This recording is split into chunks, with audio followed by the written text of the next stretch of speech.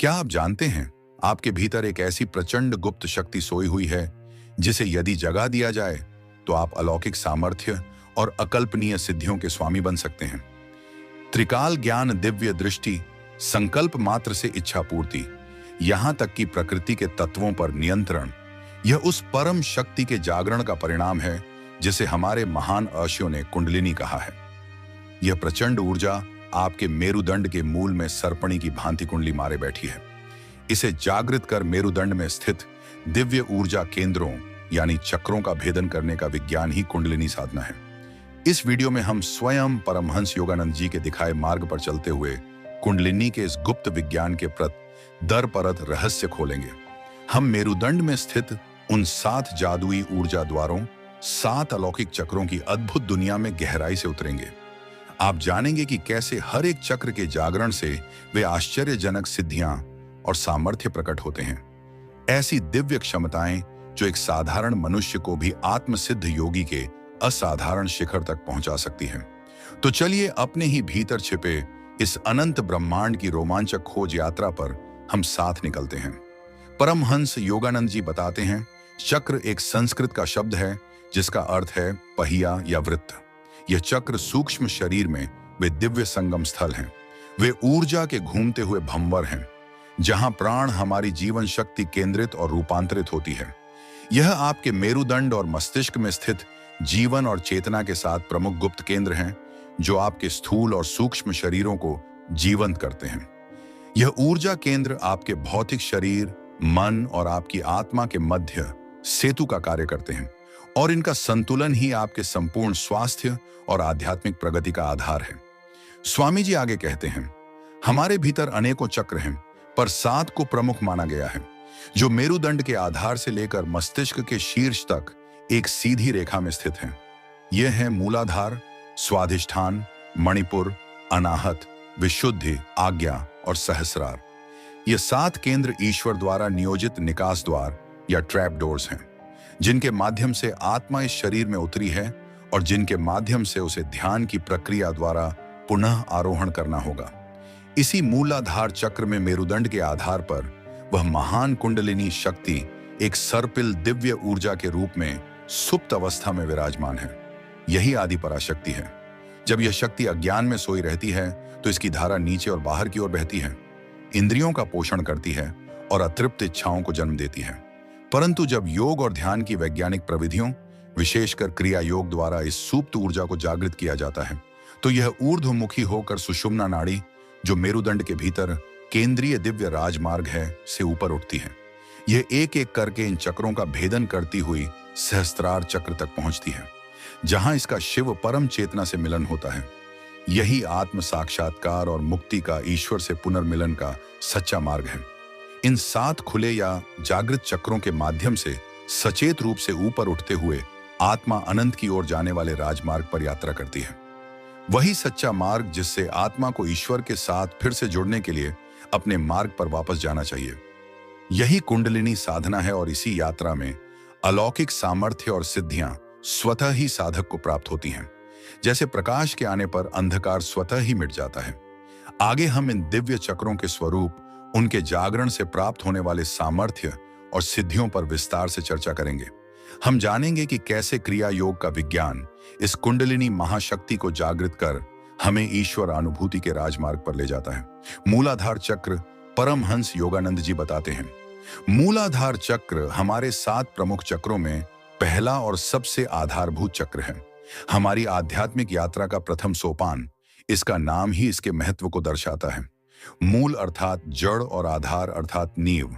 यह हमारे अस्तित्व की जड़ है, वह नींव जिस पर चेतना के अन्य सभी उच्च केंद्र टिके हुए हैं। यह दिव्य केंद्र आपके मेरुदंड के सबसे निचले छोर पर गुदा और जननेंद्रिय के मध्य स्थित है। सूक्ष्म प्राणिक शरीर में यह वह स्थान है जहां सुषुम्ना नाड़ी का आरंभ होता है और जहां इड्डा और पिंगला नाड़ियां भी मिलती हैं। यहीं पर, इसी पवित्र स्थान पर, वह महान कुंडलिनी शक्ति अपने सर्पिल रूप में विश्राम कर रही है। अपने जागरण की प्रतीक्षा में इस चक्र को प्रतीकात्मक रूप से एक गहरे लाल रंग के कमल के रूप में दर्शाया जाता है, जिसमें 4 पंखुड़ियां होती हैं। ये 4 पंखुड़ियां मन के 4 कार्यों, मन, बुद्धि, चित्त और अहंकार का प्रतिनिधित्व करती हैं, जो सभी इसी चक्र से उत्पन्न होते हैं। ये हमारे जीवन के 4 पुरुषार्थों धर्म, अर्थ, काम और मोक्ष की ओर भी संकेत करती हैं। इन पंखुड़ियों पर वम, क्षण, क्षण और सन बीज अक्षर अंकित हैं। कमल के केंद्र में पृथ्वी तत्व का प्रतीक एक पीला या सुनहरा वर्ग होता है, जो स्थिरता और आधार का प्रतिनिधित्व करता है। कभी कभी यहाँ एक नीचे की ओर मुख वाला त्रिकोण भी दर्शाया जाता है, जो ब्रह्मांडीय ऊर्जा के आकर्षण और चेतना के ऊपर उठने की क्षमता का प्रतीक है। इस चक्र का तत्व पृथ्वी है, जो हमें स्थिरता, सुरक्षा और इस भौतिक जगत से जुड़ाव प्रदान करता है। जैसे पृथ्वी हमें पोषण देती है, वैसे ही यह चक्र हमारी ऊर्जा प्रणाली का आधार है।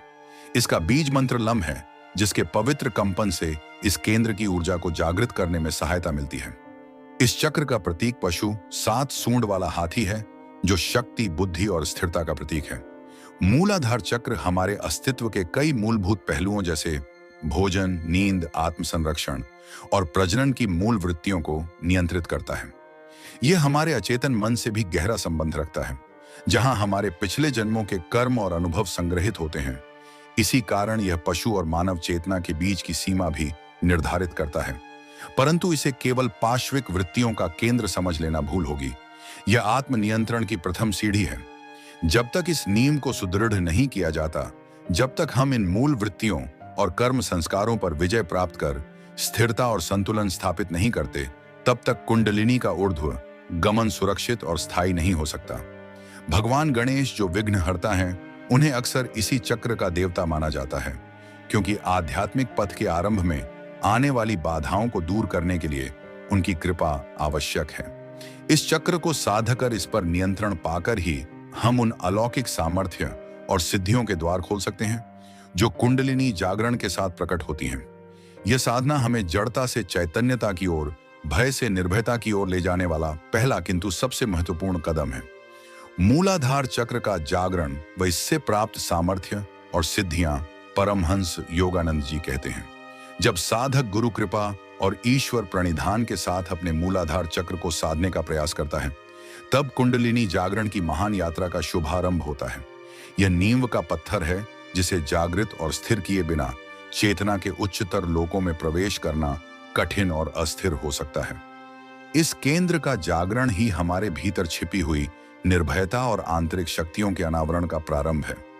इसे जागृत करने के लिए विभिन्न यौगिक प्रविधियां हैं, जिनमें सबसे प्रमुख और वैज्ञानिक प्रविधियां योग है, जो प्राण शक्ति को सीधे सुषुम्ना नाड़ी में प्रवाहित करने का विज्ञान है।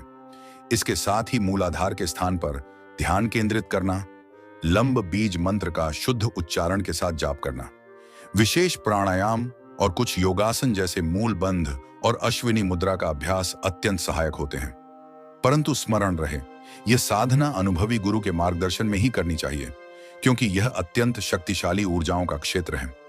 जब यह चक्र जागृत होने लगता है, तो साधक को मेरुदंड के आधार पर गर्माहट या चींटियां चलने जैसा स्पंदन अनुभव हो सकता है।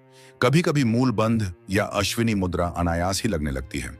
ध्यान में गहरे लाल रंग के प्रकाश का दर्शन हो सकता है और साधक के स्वभाव में स्पष्ट सकारात्मक परिवर्तन आने लगते हैं। अब बात करते हैं इसके जागरण से प्राप्त होने वाले सामर्थ्य और सिद्धियों की। यह केवल चमत्कारी शक्तियों तक सीमित नहीं, अपितु व्यक्तित्व का गहन रूपांतरण है। सबसे पहला उपहार है निर्भयता। जहां पहले भय, चिंता और असुरक्षा का वास था, वहां अब वीरता, साहस और अटूट आत्मविश्वास का उदय होता है। जड़ता और आलस्य का स्थान स्फूर्ति, उत्साह और जीवन के प्रति एक नया उमंग ले लेते हैं। स्वार्थपरता पिघलकर सभी प्राणियों के प्रति करुणा और संवेदनशीलता में बदल जाती है। शारीरिक स्तर पर स्वास्थ्य में सुधार होता है, हड्डियां मजबूत होती हैं और व्यक्ति लंबे समय तक युवा बना रह सकता है। मानसिक और भावनात्मक स्थिरता आती है, जिससे जीवन के उतार चढ़ाव में भी साधक अविचलित रहता है। इंद्रियों की संवेदनशीलता बढ़ जाती है और जीवन में आनंद और संतोष का अनुभव गहरा होता है। व्यक्ति में जोखिम उठाने और जीवन में सकारात्मक परिवर्तन लाने की क्षमता विकसित होती है। कुछ प्राचीन यौगिक ग्रंथों में विशिष्ट सिद्धियों का भी उल्लेख मिलता है, जैसे त्रिकाल ज्ञान, भूत, वर्तमान, भविष्य को जानने की क्षमता, पृथ्वी तत्व पर नियंत्रण, असाधारण शारीरिक क्षमताएं जैसे दर्दुरी सिद्धि, वायुगमन सिद्धि और वाक सिद्धि। ये सिद्धियां कुंडलिनी जागरण और गहन एकाग्रता के साथ प्रकट हो सकती हैं, परंतु साधक को इनके प्रति आसक्त नहीं होना चाहिए। वास्तविक सिद्ध तो आत्म विजय और ईश्वर के साथ एकाकार होने में है। इन शक्तियों का उपयोग केवल निस्वार्थ भाव से ईश्वर की इच्छा के अनुरूप मानवता की सेवा के लिए ही किया जाना चाहिए। इस प्रकार मूलाधार चक्र का जागरण हमें न केवल भौतिक और मानसिक स्थिरता प्रदान करता है, बल्कि यह भय पर विजय पाकर हमारी आंतरिक शक्तियों को उजागर करता है और आत्मा की उच्चतर चक्रों की ओर आरोहण यात्रा के लिए एक सुदृढ़ आधारशिला रखता है। स्वाधिष्ठान चक्र परमहंस योगानंद जी बताते हैं, मूलाधार की स्थिरता प्राप्त करने के उपरांत हमारी चेतना की यात्रा दूसरे दिव्य केंद्र स्वाधिष्ठान चक्र की ओर अग्रसर होती है। यह चक्र मूलाधार से थोड़ा ऊपर निचले उदर क्षेत्र में जननेंद्रियों के पीछे स्थित है। इसका नाम अत्यंत गहरा अर्थ रखता है। स्व अर्थात स्वयं या आत्मा और अधिष्ठान अर्थात निवास स्थान।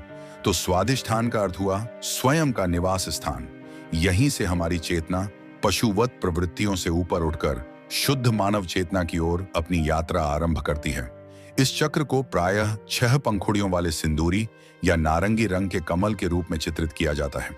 सूर्योदय के समान इसका नारंगी रंग उदयमान चेतना का प्रतीक है, जो सक्रियता, प्रसन्नता और आत्मविश्वास को दर्शाता है। इसकी 6 पंखुड़ियां उन 6 नकारात्मक वृत्तियों या मानसिक प्रवृत्तियों जैसे क्रोध, घृणा, ईर्ष्या, क्रूरता, इच्छा और अभिमान का प्रतिनिधित्व करती हैं, जिन्हें साधक को इस स्तर पर शुद्ध करने की आवश्यकता होती है। इन पंखुड़ियों पर बम, भम, मम, यम, रंग, लम, बीज अक्षर अंकित हैं। स्वाधिष्ठान चक्र का तत्व जल है। जल तत्व प्रवाह, लचीलेपन, भावनाओं और रचनात्मकता का प्रतीक है। जैसे जल निर्मल और जीवनदायी हो सकता है, परंतु अनियंत्रित होने पर विनाशकारी भी, उसी प्रकार इस चक्र से जुड़ी भावनाएं और ऊर्जाएं होती हैं।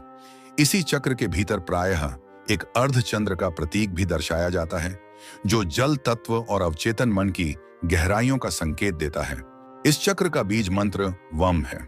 यहाँ का प्रतीक पशु मगरमच्छ है, जो उन भावनात्मक खतरों और अवचेतन मन में छिपी वृत्तियों का प्रतीक है, जिनके प्रति साधक को सजग रहना होता है। यह चक्र हमारे अवचेतन मन का भी स्थान है, जहां गर्भ से लेकर अब तक के हमारे सभी जीवन अनुभव, स्मृतियां और संस्कार संग्रहित रहते हैं। यद्यपि कर्मों का भंडार मूल आधार में है, परंतु वे सक्रिय स्वाधिष्ठान में ही होते हैं।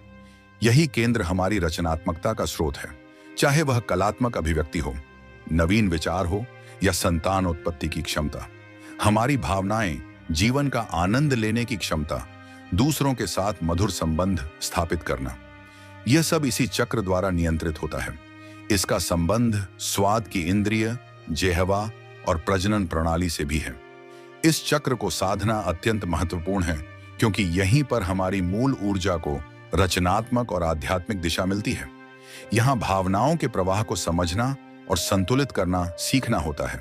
जब हम अवचेतन की गहराइयों में उतरकर वहां जमी हुई नकारात्मक भावनाओं और संस्कारों को शुद्ध करते हैं, तभी हमारी रचनात्मक ऊर्जा ऊर्ध्वमुखी होकर दिव्य कार्यों में लग सकती है।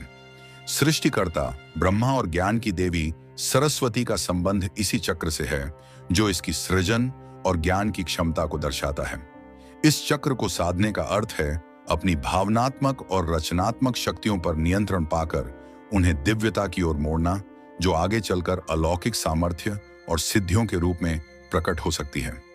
स्वाधिष्ठान चक्र का जागरण व इससे प्राप्त सामर्थ्य और सिद्धियां परमहंस योगानंद जी बताते हैं। जब साधक की चेतना स्वाधिष्ठान चक्र में प्रवेश करती है, तो यह आत्मशुद्धि और दिव्य सृजन शक्ति की प्राप्ति का अवसर होता है। जैसा हमने जाना, यह चक्र अवचेतन मन और भावनाओं का केंद्र है। इसके जागरण का अर्थ है अवचेतन की गहराइयों में उतरकर वहां संग्रहित जन्मों के संस्कारों, दबी हुई वासनाओं और भावनात्मक उलझनों का सामना करना और उन्हें शुद्ध करना। यह प्रक्रिया कभी कभी चुनौतीपूर्ण हो सकती है, क्योंकि पुराने पैटर्न सतह पर आते हैं, परंतु विवेक और वैराग्य के साथ गुरु कृपा से साधक इन पर विजय प्राप्त कर सकता है। स्वामी जी आगे कहते हैं, इस चक्र को जागृत करने के लिए क्रिया योग की वैज्ञानिक प्रविधि के साथ साथ साधक इस केंद्र पर निचले उदर में ध्यान केंद्रित कर सकता है। नारंगी रंग के प्रकाश की कल्पना करते हुए एवं बीज मंत्र का जाप इस चक्र के जागरण में सहायक विशेष योगासन और विशिष्ट प्राणायाम सहायक होते हैं, परंतु सबसे महत्वपूर्ण है ईश्वर के प्रति शरणागति और गुरु का मार्गदर्शन, क्योंकि वही हमें भावनाओं के इस सागर को सुरक्षित रूप से पार करने में सहायता करते हैं। स्वामी जी बताते हैं, स्वाधिष्ठान चक्र के जागरण का सबसे पहला और महत्वपूर्ण फल है आत्मशुद्धि। क्रूरता, गर्व, आलस्य, अविश्वास, ईर्ष्या जैसे नकारात्मक गुण नष्ट होने लगते हैं। भावनात्मक स्थिरता आती है। व्यक्ति अत्यधिक संवेदनशीलता या कठोरता से मुक्त होता है। आत्मसम्मान बढ़ता है और व्यक्ति जीवन में आने वाले परिवर्तनों को सहजता से स्वीकार करना सीखता है। अतीत के दोषों और अपराध बोध से मुक्ति मिलती है। व्यक्तित्व में स्पष्टता आती है और विवेक तथा वैराग्य का विकास होता है। शुद्धिकरण के साथ ही दिव्य सृजन शक्ति का अनावरण होता है। व्यक्ति की रचनात्मकता नई ऊंचाइयों को छूती है। कला, संगीत, लेखन या किसी भी क्षेत्र में दिव्य प्रेरणा का अनुभव हो सकता है। सकारात्मकता और ऊर्जा का प्रवाह बढ़ता है, जिससे रिश्ते मधुर होते हैं और जीवन में आनंद, खुशी व प्रेरणा का अनुभव होता है। तंत्र और योग के ग्रंथों में कुछ विशिष्ट सिद्धियों का भी उल्लेख है जो इस चक्र के पूर्ण जागरण से प्राप्त हो सकती हैं। इनमें प्रमुख हैं आंतरिक शत्रुओं, नकारात्मक वृत्तियों से मुक्ति, योगियों में श्रेष्ठ पद की प्राप्ति, वाक्पटुता और ऐसी स्पष्ट वाणी कि शब्द अमृत की तरह प्रवाहित हो, जल तत्व से संबंधित भय का नाश और सूक्ष्म लोकों के प्राणियों या ऊर्जाओं को अनुभव करने की क्षमता। कहा जाता है कि इस चक्र की ऊर्जा इतनी शक्तिशाली है कि साधक इसका उपयोग सृजन के लिए कर सकता है, न केवल भौतिक स्तर पर बल्कि सूक्ष्म स्तर पर भी। यहां तक कि दिव्य रूपों की रचना करने की क्षमता भी विकसित हो सकती है, परंतु यह एक अत्यंत उन्नत अवस्था है और इसका उपयोग अत्यंत विवेक और निस्वार्थ भाव से केवल ईश्वरीय इच्छा के अनुरूप ही किया जाना चाहिए। अतः स्वाधिष्ठान चक्र का जागरण हमें भावनात्मक शुद्धि प्रदान करता है और हमारी रचनात्मक ऊर्जा को दिव्यता की ओर मोड़ता है, जिससे हम न केवल एक संतुलित और आनंदमय जीवन जी सकते हैं, बल्कि अपनी सृजन शक्ति का उपयोग आत्मा की उन्नति और प्रभु की सेवा में कर सकते हैं। मणिपुर चक्र स्वाधिष्ठान की भावनात्मक गहराइयों से ऊपर उठकर आत्मा की आरोहण यात्रा अब तीसरे महत्वपूर्ण पड़ाव पर पहुंचती है। मणिपुर चक्र परमहंस योगानंद जी बताते हैं, यह दिव्य केंद्र हमारी नाभि के ठीक पीछे मेरुदंड में स्थित है। इसका नाम मणिपुर अर्थात रत्नों का शहर या आभूषणों का स्थान इसके तेज, ऊर्जा और बहुमूल्य गुणों की ओर संकेत करता है। यह वास्तव में हमारे प्राणिक शरीर का शक्तिगृह है, जहां से जीवन ऊर्जा अर्थात प्राण समस्त नाड़ियों में वितरित होती है। स्वामी जी आगे कहते हैं, इस चक्र को 10 पंखुड़ियों वाले चमकीले पीले कमल के रूप में दर्शाया जाता है। पीला रंग ऊर्जा, बुद्धि और अग्नि तत्व का प्रतीक है। यह 10 पंखुड़ियां उन 10 मुख्य प्राणों का प्रतिनिधित्व करती हैं जो हमारे शरीर का नियंत्रण और पोषण करते हैं। यह उन 10 नकारात्मक वृत्तियों पर विजय पाने का भी संकेत देती है, जैसे आध्यात्मिक अज्ञान, तृष्णा, ईर्ष्या, लज्जा, भय, घृणा, मोह, मूर्खता आदि, जिन्हें साधक को इस स्तर पर भस्म करना होता है। इन पंखुड़ियों पर डन से लेकर फन तक के बीज अक्षर अंकित रहते हैं। कमल के भीतर अग्नि तत्व का प्रतीक एक नीचे की ओर मुख वाला लाल त्रिकोण होता है, जो ऊर्जा के फैलाव और रूपांतरण का प्रतीक है। मणिपुर चक्र का तत्व अग्नि तेजस है, इसी कारण इसे अग्नि केंद्र या सूर्य केंद्र भी कहते हैं। यह दिव्य अग्नि न केवल हमारे भोजन को पचाने वाली जठराग्नि को नियंत्रित करती है, बल्कि जीवन के अनुभवों को पचाकर उनसे ज्ञान और शक्ति प्राप्त करने में भी सहायक है। यह हमारे अग्न्याशय, पनक्रियास और पाचन तंत्र के कार्यों को नियंत्रित करती है। इस चक्र का बीज मंत्र रंग है, जिसके कंपन से यह आंतरिक अग्नि प्रदीप्त होती है।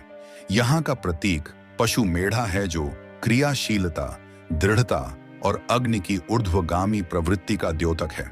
स्वामी जी बताते हैं, यही चक्र हमारी व्यक्तिगत शक्ति, इच्छा शक्ति, आत्मसम्मान, आत्मविश्वास और जीवन में कुछ कर गुजरने के जुनून का केंद्र है। जिन साधकों की ऊर्जा इस चक्र में केंद्रित होती है, वे अत्यंत कर्मठ, उत्साही और दृढ़ निश्चयी होते हैं। यहीं से हमें अपने लक्ष्यों को प्राप्त करने और बाधाओं को पार करने का आत्मबल मिलता है। हमारी सहज आंतरिक भावना का संबंध भी इसी चक्र से है। इस केंद्र को साधना अत्यंत आवश्यक है, क्योंकि यहीं पर साधक अपनी इच्छा शक्ति को परमात्मा की इच्छा के साथ संरेखित करना सीखता है। यहाँ की अग्नि में तप कर ही साधक का अहंकार शुद्ध होता है और वह आत्मशक्ति का सही उपयोग करना सीखता है। भगवान विष्णु और देवी लक्ष्मी का संबंध इसी चक्र से है, जो दर्शाता है कि ईश्वरीय कृपा और सही संकल्प से ही भौतिक और आध्यात्मिक समृद्धि प्राप्त होती है। रुद्र शिव और उनकी शक्ति लाखिनी भी यहाँ उपस्थित हैं, जो रूपांतरण और शक्ति के देवता हैं। इस चक्र का संतुलन और जागरण ही साधक में वह आत्म तेज उत्पन्न करता है, जो उसे उच्चतर आध्यात्मिक शक्तियों और सिद्धियों को धारण करने और उनका सदुपयोग करने के योग्य बनाता है। बिना इस आंतरिक शक्ति और इच्छा शक्ति के साधना के मार्ग पर आगे बढ़ना संभव नहीं है। मणिपुर चक्र का जागरण व इससे प्राप्त सामर्थ्य और सिद्धियां, अभी हमने मणिपुर चक्र के स्वरूप और उसकी महत्ता को समझा। अब हम जानेंगे कि इस शक्तिशाली अग्नि केंद्र के जागरण से साधक को कौन से लाभ, सामर्थ्य और दिव्य सिद्धियां प्राप्त होती हैं और कैसे यह जागरण सच्चे आत्मबल और कर्म योग का मार्ग प्रशस्त करता है। परमहंस योगानंद जी बताते हैं, मणिपुर चक्र का जागरण साधक के जीवन में एक महत्वपूर्ण मोड़ लाता है। इसकी प्रदीप्त अग्नि न केवल पाचन क्रिया को सुदृढ़ करती है, बल्कि साधक के भीतर जमा हुई नकारात्मक वृत्तियों और कर्म संस्कारों को भी भस्म कर देती है। तृष्णा, ईर्ष्या, चुगली, लज्जा, भय, घृणा, मोह जैसे कषाय कल्मश इस दिव्य अग्नि में जलकर नष्ट हो जाते हैं। इसे जागृत करने के लिए क्रिया योग की वैज्ञानिक पद्धति के साथ नाभिक केंद्र पर ध्यान, रंबीज मंत्र का जाप, भस्त्रिका जैसे तीव्र प्राणायाम, उदर क्षेत्र को प्रभावित करने वाले योगासन और उड़यान बंध जैसी क्रियाएं अत्यंत प्रभावी होती हैं। जब यह चक्र जागृत और संतुलित होता है, तो साधक में अद्भुत आत्मशक्ति, आत्मबल और आत्मविश्वास का संचार होता है। उसे ऐसा प्रतीत होता है कि जीवन का कोई भी लक्ष्य उसकी पहुंच से बाहर नहीं है। ज्ञान, बुद्धि और सही निर्णय लेने की क्षमता का विकास होता है। स्मरण शक्ति तीव्र होती है और मानसिक शांति व समता का भाव स्थापित होता है। व्यक्ति का शरीर और आभा मंडल तेजस्वी बनता है और उसकी वाणी में एक विशेष प्रभाव आ जाता है। वह नकारात्मक ऊर्जाओं से मुक्त होकर चेतना के उच्चतर स्तरों का अनुभव करने लगता है। स्वामी जी बताते हैं, यही वह अवस्था है जहां सच्चा कर्म योग उदित होता है। साधक अत्यधिक ऊर्जावान और कर्मठ बन जाता है, परंतु उसकी ऊर्जा स्वार्थ के लिए नहीं, बल्कि धर्म और ईश्वर की इच्छा के अनुसार निस्वार्थ सेवा के लिए प्रवाहित होती है। उसका आत्मबल दूसरों पर हावी होने के लिए नहीं, बल्कि सत्य और न्याय की स्थापना के लिए प्रयुक्त होता है। इस चक्र के पूर्ण जागरण से कुछ विशिष्ट सिद्धियों के प्राप्त होने का भी वर्णन मिलता है। साधक अत्यधिक शक्तिशाली बन सकता है। उसे प्रकृति के रहस्यों, यहां तक कि पूर्व जन्मों का ज्ञान भी प्राप्त हो सकता है। अग्नि तत्व पर नियंत्रण और अपनी शुद्ध इच्छाओं को संकल्प मात्र से पूर्ण करने की शक्ति भी विकसित हो सकती है। स्वामी जी आगे कहते हैं, किंतु स्मरण रहे, इन सिद्धियों का उद्देश्य अहंकार की पुष्टि नहीं, बल्कि आत्मा का परमात्मा से मिलन है। मणिपुर चक्र का जागरण हमें वह आंतरिक शक्ति और तेज प्रदान करता है, जिससे हम जीवन की चुनौतियों का सामना करते हुए कर्म योग के मार्ग पर चलकर अपने परम लक्ष्य ईश्वर साक्षात्कार की ओर निर्बाध रूप से बढ़ सके। यह हमें दिखाता है कि सच्ची शक्ति और समृद्धि ईश्वर की इच्छा के अनुरूप जीने में ही निहित है। अनाहत चक्र परमहंस योगानंद जी बताते हैं, मणिपुर चक्र की अग्नि में तप कर जब साधक की चेतना और शुद्ध होती है, तब वह चौथे दिव्य केंद्र अनाहत चक्र में प्रवेश करती है। हृदय चक्र हमारे भीतर निस्वार्थ प्रेम, करुणा और संतुलन का स्रोत है और जिसे स्वयं आत्मा का पवित्र मंदिर कहा गया है। यह केंद्र हमारी भौतिक और आध्यात्मिक प्रकृति के बीच एक महत्वपूर्ण सेतु का कार्य करता है। अनाहत चक्र हमारे वक्ष स्थल के केंद्र में हृदय के निकट स्थित है। इसका नाम अनाहत का अर्थ है बिना आहत किया हुआ या बिना टकराया हुआ। यह नाम उस शाश्वत दिव्य ध्वनि ओम या अनाहत नाद की ओर संकेत करता है, जो ब्रह्मांड में निरंतर गूंज रही है और जिसे इस चक्र के माध्यम से बिना किसी बाहरी टकराव या घर्षण के सुना जा सकता है। इस हृदय कमल को 12 पंखुड़ियों से युक्त दर्शाया जाता है, जिनका रंग प्रायः हरा या नीला होता है। हरा रंग उपचार, शांति और प्रेम ऊर्जा का प्रतीक है, जबकि नीला रंग विस्तार और निर्मलता का। यह 12 पंखुड़ियां हृदय के 12 दिव्य गुणों जैसे परमानंद, शांति, सुव्यवस्था, प्रेम, समझ, सहानुभूति, स्पष्टता, पवित्रता, एकता, करुणा, दयालुता और क्षमा का प्रतिनिधित्व करती हैं। इस कमल के भीतर दो परस्पर गूंथे हुए त्रिकोण षटकोण का चिन्ह होता है। एक त्रिकोण का शीर्ष ऊपर की ओर होता है, जो शिव या ऊर्ध्वगामी मानवीय चेतना का प्रतीक है, जबकि दूसरे का शीर्ष नीचे की ओर होता है, जो शक्ति या नीचे आती दया कृपा का प्रतीक है।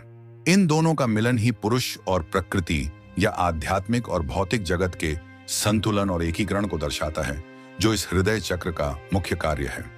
अनाहत चक्र का तत्व वायु है। वायु तत्व स्वतंत्रता, विस्तार, संतुलन और प्राण का प्रतीक है। जैसे वायु सर्वव्यापी है, वैसे ही प्रेम भी सीमाओं से परे है। इस चक्र का बीज मंत्र यम है। यहाँ का प्रतीक पशु हिरण है, जो अपनी कोमलता, सतर्कता और चंचलता के लिए जाना जाता है और हमें ध्यान तथा जागरूकता का स्मरण कराता है। यही चक्र बिना शर्त प्रेम, करुणा, सहानुभूति, दया और क्षमा का उद्गम स्थल है। यहीं पर आत्मा हमारा दिव्य स्वरूप निवास करता है। ये निचले तीन चक्रों, जो भौतिक और भावनात्मक जगत से अधिक जुड़े हैं, और ऊपरी तीन चक्रों, जो उच्च चेतना और आध्यात्मिकता से जुड़े हैं, के बीच एक अत्यंत महत्वपूर्ण पुल का कार्य करता है। जब चेतना हृदय तक पहुंच जाती है, तो साधक कर्म के बंधन से ऊपर उठकर अपनी आत्मा की आवाज के आधार पर निर्णय लेने में सक्षम होता है। यहीं पर सच्ची भक्ति और ईश्वर के प्रति समर्पण का भाव जागृत होता है। इस केंद्र को साधना अत्यंत महत्वपूर्ण है, क्योंकि यहीं पर द्वैत का मिलन होता है और सच्ची शांति का अनुभव होता है।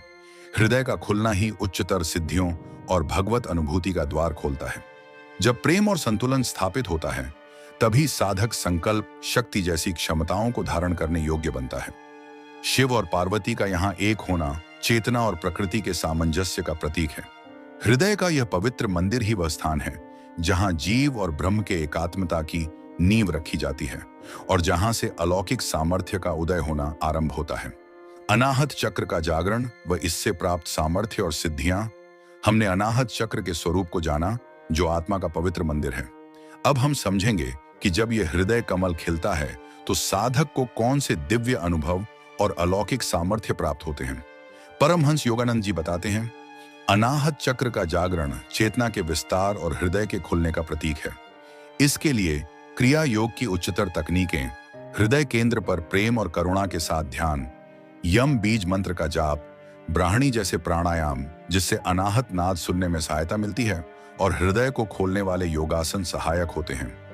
परंतु इस चक्र को खोलने की सबसे सीधी और मधुर विधि है भक्ति योग। ईश्वर या गुरु के प्रति अनन्य प्रेम, कीर्तन, भजन और पूर्ण शरणागति। जब अहंकार प्रेम में विलीन हो जाता है, तब हृदय स्वतः ही खुल जाता है। स्वामी जी आगे कहते हैं, इस चक्र के जागरण से साधक के हृदय में स्थित दिव्य गुणों का पूर्ण विकास होता है। निस्वार्थ प्रेम, करुणा, सहानुभूति, क्षमा, शांति और परमानंद का अनुभव होता है। दूसरों के सुख दुख को साधक अपने सुख दुख की भांति अनुभव करने लगता है। उसे आंतरिक शांति और समरसता का अनुभव होता है। एक महत्वपूर्ण अनुभव है अनाहत नाद का श्रवण। साधक को अपने भीतर एक दिव्य सतत ध्वनि सुनाई देने लगती है, जैसे घंटियों की, बांसुरी की या ब्रह्मांडीय ओम की ध्वनि। यह ध्वनि बिना किसी बाहरी टकराव के उत्पन्न होती है और इसे सुनना साधक को गहरे ध्यान और ब्रह्मांडीय चेतना से जोड़ता है। अनाहत चक्र को इच्छा पूर्ति का केंद्र भी माना गया है। जब हृदय शुद्ध होता है और साधक की इच्छाएं स्वार्थ से परे ईश्वरीय प्रेम और विधान के अनुरूप होती हैं, तब संकल्प शक्ति का उदय होता है। ऐसी शुद्ध इच्छाएं शीघ्र ही फलीभूत होती हैं, मानो कल्प वृक्ष साधक के हृदय में ही स्थित हो। यह कोई जादू नहीं, बल्कि दिव्य नियमों के साथ सामंजस्य स्थापित होने का परिणाम है। स्वामी जी आगे कहते हैं, ग्रंथों में कुछ और सिद्धियों का भी उल्लेख है, जैसे वाक सिद्ध वाणी का प्रभावशाली और सत्य होना, ऐसा आकर्षण उत्पन्न होना कि सभी प्राणी प्रेम करने लगे, सूक्ष्म शरीर द्वारा यात्रा करने की क्षमता, दूसरों को स्पर्श या संकल्प मात्र से ऊर्जा देकर स्वस्थ करने की क्षमता और मन की शक्ति से भौतिक जगत को प्रभावित करने की क्षमता। परंतु इन शक्तियों के प्रति सजग रहना आवश्यक है। हृदय भावनाओं का केंद्र है और यदि बुद्धि स्थिर ना हो और वैराग्य का अभाव हो तो यह अनुभव और शक्तियां भ्रम या मानसिक अस्थिरता भी उत्पन्न कर सकती हैं। इसलिए गुरु का मार्गदर्शन और ईश्वर पर अटूट श्रद्धा अत्यंत आवश्यक है। अनाहत चक्र का जागरण वास्तव में हृदय गुहा में विराजमान ईश्वर से एकात्मता का अनुभव है। यह हमें प्रेम की उस असीम शक्ति से जोड़ता है जो समस्त सृष्टि का आधार है और हमें उन क्षमताओं से युक्त करता है जिनका उपयोग हम आत्म उत्थान और जगत कल्याण के लिए कर सकते हैं। विशुद्ध चक्र।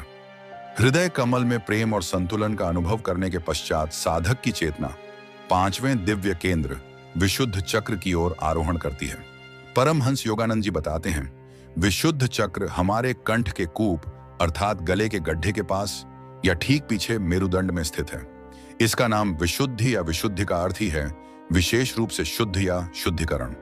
यह नाम सार्थक है क्योंकि यही वह केंद्र है जहां निचले चार चक्रों के तत्व पृथ्वी, जल, अग्नि और वायु अपने शुद्धतम सार में परिष्कृत होकर आकाश तत्व में विलीन हो जाते हैं। यह हृदय की भावनाओं और आज्ञा चक्र के विचारों के मध्य एक सेतु का कार्य भी करता है। इस चक्र को 16 पंखुड़ियों वाले कमल के रूप में दर्शाया जाता है, जिनका रंग हल्का नीला, आकाशीय नीला या कभी-कभी धुएं जैसा बैंगनी बताया जाता है। नीला रंग शांति, सत्यता और आकाश तत्व का प्रतीक है। यह 16 पंखुड़ियां संस्कृत के 16 स्वरों का प्रतिनिधित्व करती हैं, जो वाणी की पूर्णता और प्रवाह का प्रतीक हैं। यह 16 कलाओं या संभावित सिद्धियों की ओर भी संकेत करती हैं। कमल के भीतर प्रायः एक श्वेत वृत्त पूर्ण चंद्र की भांति शुद्धता का प्रतीक और आकाश तत्व का प्रतीक एक त्रिकोण या रजत अर्धचंद्र दर्शाया जाता है। विशुद्ध चक्र का तत्व आकाश है। आकाश तत्व विस्तार, शून्यता और ध्वनि के संचरण का आधार है। यहीं पर चेतना भौतिक सीमाओं से मुक्त होकर विस्तार पाती है। इस चक्र का बीज मंत्र हम है। यहाँ का प्रतीक पशु श्वेत हाथी ऐरावत है, जो बुद्धि शक्ति और परम शुद्धता का प्रतीक माना जाता है। यह चक्र मुख्य रूप से हमारे संचार, बोलने और सुनने की क्षमता, आत्म अभिव्यक्ति, रचनात्मकता, विशेषकर वाणी और संगीत में, और सत्यवादिता का केंद्र है। यह हमारी थायराइड और पैराथायराइड ग्रंथियों को भी नियंत्रित करता है, जो शरीर के विकास और चयापचय के लिए महत्वपूर्ण है। एक अत्यंत गूढ़ बात यह है कि इसे अमृत और विष का केंद्र भी कहा जाता है।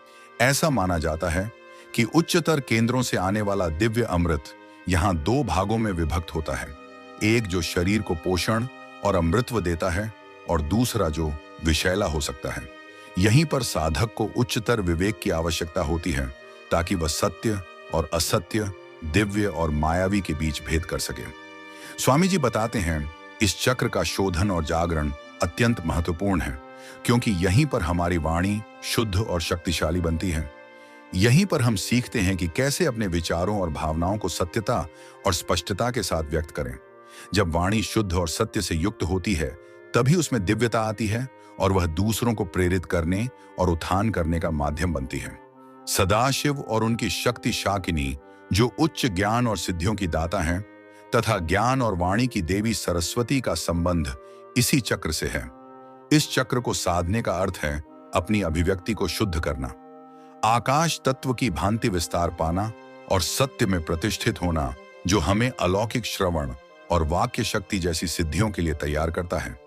विशुद्ध चक्र का जागरण व इससे प्राप्त सामर्थ्य और सिद्धियां विशुद्ध चक्र के स्वरूप और उसकी शुद्ध करने की क्षमता को समझने के पश्चात अब हम जानेंगे कि इस 5वें दिव्य केंद्र के जागरण से कौन सी अद्भुत क्षमताएं और अनुभव साधक को प्राप्त होते हैं।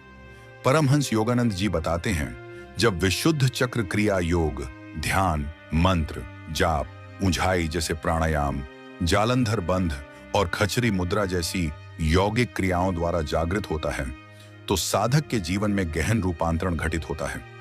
सबसे पहले शारीरिक और मानसिक शुद्धता का अनुभव होता है।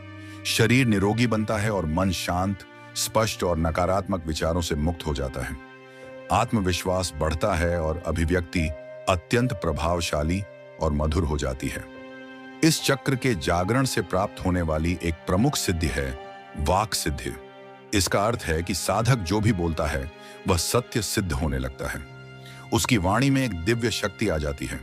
यह सिद्धि तभी प्राप्त होती है जब साधक पूर्ण सत्य, पवित्रता और निःस्वार्थता में स्थित हो जाता है। उसकी वाणी केवल व्यक्तिगत इच्छाओं की पूर्ति का साधन न रहकर ईश्वरीय सत्य की अभिव्यक्ति बन जाती है। दूसरी महत्वपूर्ण उपलब्धि है त्रिकाल ज्ञान। क्योंकि यह चक्र आकाश तत्व से जुड़ा है और आकाश तत्व में ही समस्त सृष्टि का रिकॉर्ड सूक्ष्म रूप में अंकित रहता है। इस चक्र के जागरण से साधक भूत, वर्तमान और भविष्य की घटनाओं को जानने की क्षमता प्राप्त कर सकता है। उसे आने वाले संकटों का पूर्वाभास हो सकता है और वह उनसे अपनी रक्षा करने में समर्थ हो जाता है। इस चक्र को अमृत का केंद्र भी कहा गया है। इसके जागरण से साधक शारीरिक और मानसिक रूप से इतना शुद्ध हो जाता है कि वह वृद्धावस्था और रोगों के प्रभाव से काफी हद तक मुक्त रह सकता है। उसकी काया कल्पित हो सकती है, अर्थात वह लंबे समय तक युवा और स्वस्थ बना रह सकता है। भूख और प्यास पर नियंत्रण स्थापित हो जाता है और वह मौसम के प्रभाव से भी अप्रभावित रह सकता है।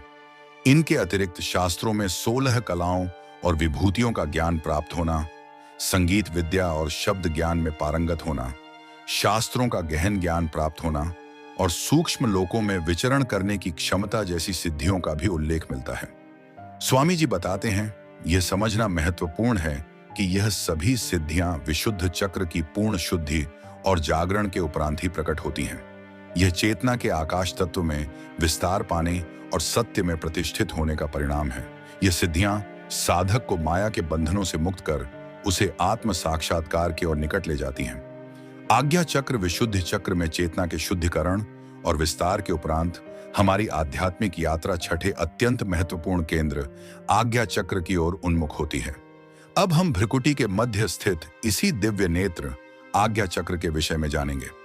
परमहंस योगानंद जी बताते हैं, आज्ञा चक्र जिसे कूटस्थ या तीसरा नेत्र भी कहा जाता है, दोनों भौहों के मध्य कुछ भीतर मस्तिष्क के केंद्र में स्थित है। भौतिक रूप से यह हमारी पीनियल और पीयूष ग्रंथियों से संबंधित है, परंतु इसका वास्तविक महत्व सूक्ष्म प्राणिक शरीर में है। इसका नाम आज्ञा अर्थात आदेश या कमान इसलिए है क्योंकि यही वह केंद्र है जहां साधक अपने आंतरिक गुरु या बाहरी सद्गुरु से दिव्य मार्गदर्शन और आदेश प्राप्त करता है। यहीं से वह अपने मन, इंद्रियों और निचले चक्रों को नियंत्रित करने की क्षमता विकसित करता है। यह चक्र योग साधना में सर्वोच्च महत्व रखता है क्योंकि यहीं पर 3 प्रमुख नाड़ियां बाईं ओर स्थित इड्डा चंद्र नाड़ी, दाईं ओर स्थित पिंगला सूर्य नाड़ी और मध्य में स्थित सुषुम्ना आकर मिलती है। इस पवित्र संगम को त्रिवेणी कहा जाता है। जब क्रिया योग द्वारा प्राण शक्ति को नियंत्रित कर इन तीनों धाराओं की ऊर्जा को यहां संतुलित रूप से मिलाया जाता है और ऊपर सहस्त्रार की ओर उठाया जाता है, तभी साधक को समाधि या सर्वोच्च चेतना की अनुभूति होती है। यह मानव और दैवीय चेतना के बीच की अंतिम सीमा है। साख्या चक्र को 2 पंखुड़ियों वाले श्वेत या गहरे नीले कमल के रूप में दर्शाया जाता है। ये 2 पंखुड़ियां द्वैत के अंत का प्रतीक हैं, जैसे सूर्य और चंद्र, इड्डा और पिंगला, शिव और शक्ति। इस स्तर पर केवल 2 ही सत्ताएं शेष रह जाती हैं, आत्मा और परमात्मा। एक पंखुड़ी पर हम शिव और दूसरी पर क्षण शक्ति बीज अक्षर अंकित हैं। इस चक्र का तत्व 5 महाभूतों से परे है। इसे मन का तत्व, प्रकाश तत्व या अव्यक्त तत्व कहा जाता है। इसका प्रमुख बीज मंत्र है ब्रह्मांडीय ध्वनि ओम। कमल के भीतर वृत्त, जो शून्यता का प्रतीक है, में स्थित नीचे की ओर मुख वाला त्रिकोण जो शक्ति को दर्शाता है, और उसके ऊपर स्थित शिवलिंग जो सृजनात्मक चेतना को दर्शाता है। स्वामी जी आगे कहते हैं, आज्ञा चक्र हमारे अंतर ज्ञान, सहज बोध, विवेक, एकाग्रता और इच्छा शक्ति का केंद्र है। यही वह दिव्य चक्षु है जिसके खुलने पर हमें भौतिक दृष्टि से परे सत्य का दर्शन होता है। हम घटनाओं और व्यक्तियों के पीछे छिपी ऊर्जाओं और सत्ताओं को समझने लगते हैं। हमारी निर्भरता बाहरी इंद्रियों और तर्क बुद्धि पर कम होकर आत्मा की प्रत्यक्ष अनुभूति पर आधारित हो जाती है।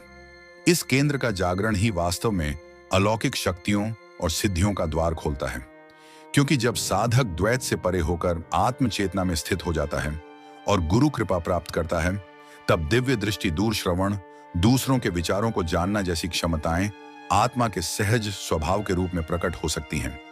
क्रिया योग का अभ्यास विशेष रूप से इस केंद्र को खोलने और साधक को ईश्वर अनुभूति के लिए तैयार करने में सहायक होता है। शिव और शक्ति का यहाँ मिलन ही साधक को पूर्णता और संतुलन प्रदान करता है, जिससे वह प्राप्त शक्तियों का दुरुपयोग न कर केवल आत्म कल्याण और लोक कल्याण के लिए उनका उपयोग करें।